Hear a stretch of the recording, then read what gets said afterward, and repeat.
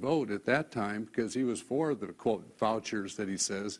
And now, go ahead and respond to now that, he's against it. gotta take a break. Are you talking about the pharmaceuticals that passed to create the big donut hole that the folks that are That you voted for. that you voted for? No, I didn't vote for that all-night session that when the leaders came to the floor and twisted arms and got changes to take place.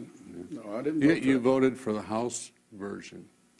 I didn't And vote which for, included I did premium not, support. I did Well, not. gentlemen, Yes, you did. let's agree to disagree on that particular point. And while we have a point here, we're going to take a break. Our debate with Tom Latham and Leonard Boswell continues. We'll take a short break.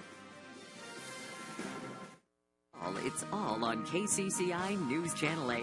The best way to wake up is KCCI News Channel 8 this morning. Welcome back, everyone. This is a race that the D.C. political newspaper Roll Call recently moved into the toss-up category from first calling it leaning to the Republican side. And with that designation came more and more TV ads. Tonight we are going to replay 2 campaign ads, and these are not third-party ads or paid for by PACs. They come from the candidates' own campaigns themselves. After the commercials, we're going to talk about them. First, this ad paid for by the Latham campaign. I'm Tom Latham, and I approve this message. In the last 4 years, 11,000 Iowans have lost their homes. Thousands more have lost jobs. But as Iowans played by the rules and struggled to get ahead, Congressman Leonard Boswell rewarded his government staff with more than $500,000 in bonuses. Bonuses as big as $14,000 paid for by Iowa taxpayers who didn't have money to spare. Iowans struggled, while Leonard Boswell spent our money on big bonuses, the Washington way. So Congressman Latham, tell us about this ad. Well, we're just pointing out the fact that Congressman Boswell has given his staff, since the economic turndown back in 2008, when people were struggling for jobs, losing their homes, Congressman Boswell apparently found it appropriate to spend $500,000 giving his staff bonuses. And that really is Washington think. I mean, to think that maybe no one's going to notice or whatever, but the fact of the matter is people are hurting here. They're trying to work very, very hard to try to save their job or to find a good job. And we're giving these kind of taxpayer bonuses. Just, I think, is totally inappropriate. Let's give Congressman Boswell a chance to respond. How disingenuous for you to say that when you yourself have done that. We got a small staff, and they work very hard, and we appreciate them. They're people that are highly educated. We have to have that to meet all the constituent services. We have about 34,000 more people we have to serve in our district now. But with this issue, we looked it up, and my office account has given back more to the Treasury than what his has, and on the average, the people that work in our offices, he's paying about $6,000 a year more. And so how can you be serious about what you're saying when you are paying more and you're turning back less? I think you probably ought to tell me how sorry you are for doing that.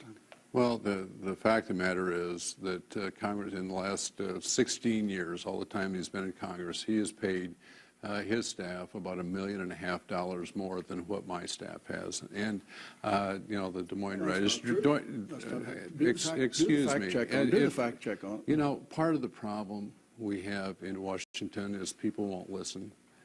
And this is the Washington think right here, that you can just talk over somebody. You don't have to listen to anybody. It's my way or the highway. And that's what happened when Nancy Pelosi and Leonard Boswell were in charge of the House of Representatives.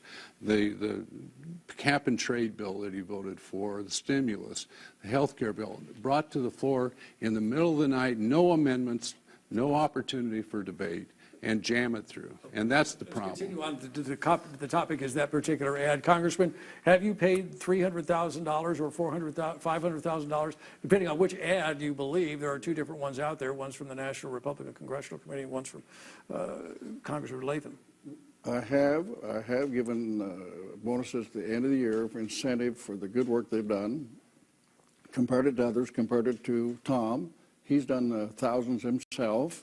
And if you look at the overall picture of what we pay our employees, on the average, he pays about $6,000 more per year annually per employee, more than I have. So this is very disingenuous.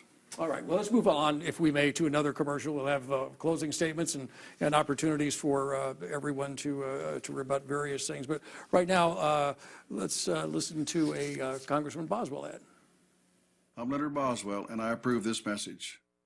The Tom Latham Family Bank deal continued. First, Latham's Family Bank gets $2.4 million from the bank bailout. One reason Tom Latham is nearly 6 times richer since he came to Congress 18 years ago. But now we learn the Latham Family Bank is one of 3 Iowa banks that still has not paid off its debt to the taxpayers. Nice. Tom Latham gets rich, and taxpayers are still paying the price. Congressman Boswell, tell us why you ran this commercial. Well, first off, using the TARP was nothing illegal about that at all. By TARP, you mean the Troubled Asset Relief Program, right? By TARP, I'm just explaining the acronym, Troubled Asset Relief Program, correct? Thank you, Kath. Appreciate you doing that. But anyway, that was there for the purpose, and it's okay. And for them to use that, they need to do it. And according to the CEO report, they needed to do it, and it worked for them. But for him to go out and preach and carry on about the bad of doing the TARP, and then have his biggest investment, his own bank with his family, his brothers, to go and use it, and then keep preaching against it and using it, and then not paying it back is something seems very disingenuous to me, and I just thought that was not a good thing to do, and people ought to be aware of that. Congressman Latham, is this ad fair? No. Anyone who is looking at it independently has said that it's false, misleading, something that the Des Moines Register, as you know, said that if Congressman Boswell was to maintain any credibility in this race, that he should take that ad off the air. The fact of the matter. Correct. Yeah, I mean, He voted for it to start with, and you did not. Do you allow me to continue, please? But he voted for it, and by his own standard, he talks about 6 times more income or wealth. He's 5 times more under the same standards that he used. But this is really about being honest, about someone who tries to make up an issue. And I would just, ask Congressman Boswell, when's the last time you ran a positive ad that is not personal? I remember Brad Zahn. We went into this. Thank you for that. I appreciate that question. May I answer that question? Absolutely. Well, good. I decided that when we went into this campaign, I'll do a little history check. When I started out in this business with a guy named McHaffey, it was a very positive, upbeat, somebody I respected very much. I thought, I better check and see what Tom Latham's done. As I went back and looked at McGuire and John Norris and Ford, it's all been negative.